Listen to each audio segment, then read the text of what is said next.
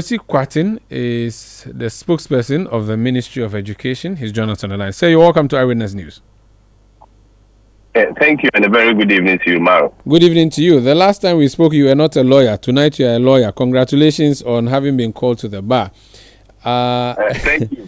Great. I'm grateful. Very soon, you start calling me senior. No, I'm already calling you senior. You're a big man. We'll bring case to you so that you solve for us. But my first case to you would be a case that I am bringing as a class action on behalf of all students who have finished BECE this year. Their fate is in the balance, hanging in the balance. They do not know what exactly the state of affairs is. You said you're resuming school or opening school on Wednesday, yet they don't know which schools they are going to. What's happening? You can publish a list of students who are going to which school? Omar, thank you very much. If you recall, the BEC results were just released by WAEC, I think on the 19th of this month. That's roughly about 8 days, today inclusive. And the base document or the source data that we use to run the algorithm in order to be able to place students has to do with the BEC results. We just came on the 19th of this month. I think that is about a week now. As of now, of course, I'm not authorized as of now to give very definitive dates, but I'm very hopeful that by close of day we should get the placement out. Yesterday, I happened to be at the Computerized School Selection and Placement Secretariat, and together with Ghana Education Service, Civil Service, they were working so hard to be able to make sure that they get the placement results out. But I get a concern, particularly if you look at when the date, if you want to compare the date where students are expected to be in school, and of course when placement is even to be released. Assuming even without admitting that it's going to even be released tonight, certainly one can make a case that it's a very short duration for them to prepare and go to school. But I think one most important thing that we should all be mindful of is that students are expected to go to school to begin registration process. And of course, beyond the registration process, also go through some orientation at their individual schools. And of course, then prepare themselves to set or get themselves set to be able to start full academic activities. So it is not, if you do not go to school on the 30th of October, you will lose your admission. No, your admission will still be intact. But they are expected to be in school from the 30th to begin the registration process. Beyond that, if you recall, recently we've also published what we call the harmonized prospectus.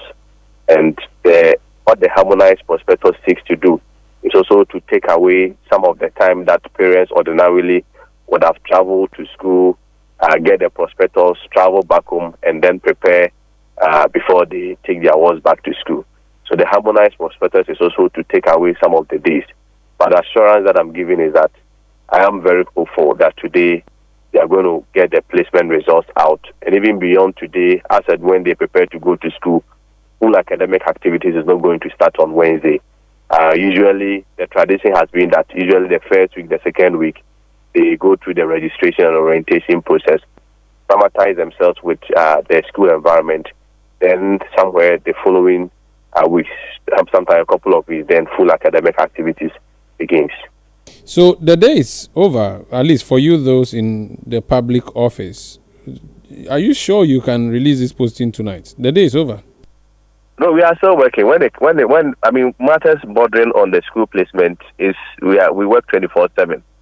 I know, but the GSS 3 students who have just finished, they would be sleeping very soon, which means we should give ourselves up to tomorrow morning. We can't keep saying by the end of the day today. The day is over, practically. Yeah, I mean, largely, if you look at it from the working time duration, the day is over.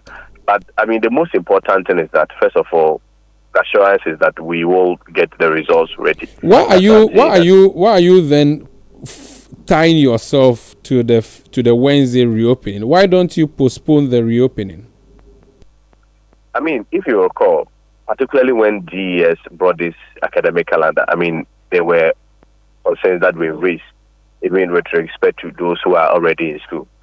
But I mean, if you recall the explanation that we gave to the public, it was all part of the processes to reverse the calendar back to the old system that we used to have. Post-COVID, post-2020, we have been taking steps to be able to realign the academic calendar. So you have good intentions, but it appears practicalities will not allow you. Why don't you hasten slowly then? Yeah, I mean, it is a more reason why, in terms of the full academic section, there has been some level of liberty or relaxation with when students are supposed to start their academic activities.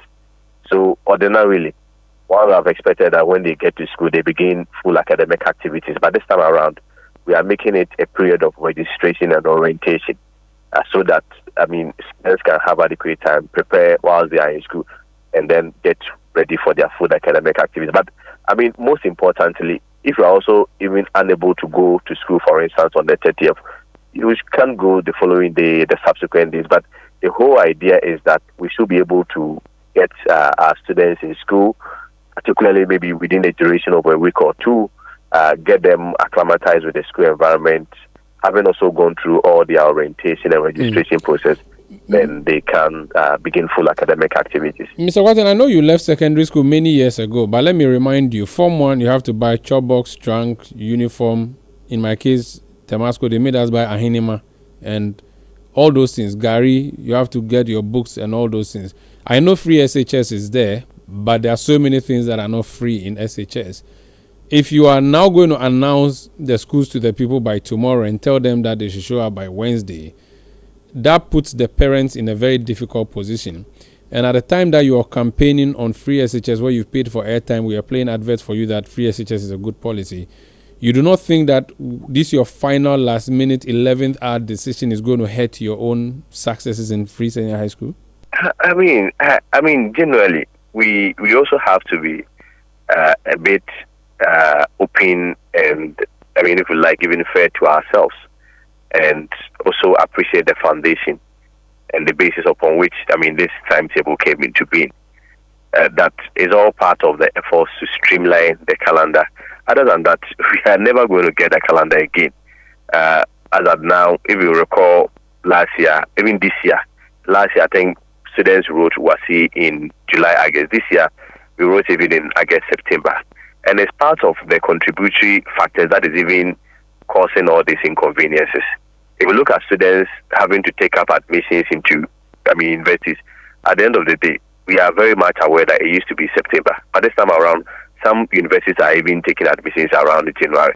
Of course, coupled with the fact that even, if you look at our association within the wire community, they will have to print different exams questions, solicit or get all examiners differently, organize them for us, which also comes with an extra cost. So we agree that there is going to be some level of inconvenience, particularly even if you get to know your placement results today. But you see, if you also want to maybe do the analysis well, previously, parents will have to travel to, let's say, a school. If, for instance, you are staying in Greater Accra region, you have to travel to a school, let's say, in maybe Upper West to get your prospectus, come back home, prepare, and then before you are able to take your ward to school. This time around, we've had a comprehensive national harmonized prospectus, of course, with much reduced items. For instance, if you are looking at even days today, you don't necessarily need more than 1,200 cities to be able to procure items for your child or your ward to go to school. And this prospectus has already been within the public space.